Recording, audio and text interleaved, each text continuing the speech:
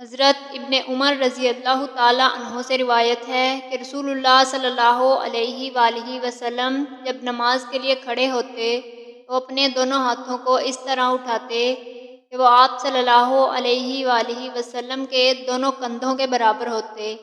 پھر تکبیر کہتے، جب رکوع کرتے تو اسی طرح کرتے، جب رکوع سے اٹھتے تو اسی طرح کرتے، اور جب سجدے سے سر اٹھاتے تو ایسا نہ کرتے۔ صحیح مسلم حدیث نمبر 862۔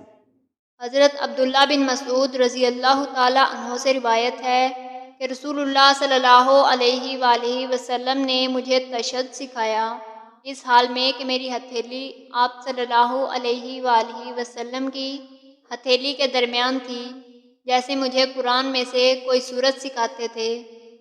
پھر تشہد کا پورا قصہ بیان کیا جیسا کہ انہوں نے بیان کیا۔ صحیح مسلم حدیث نمبر 901۔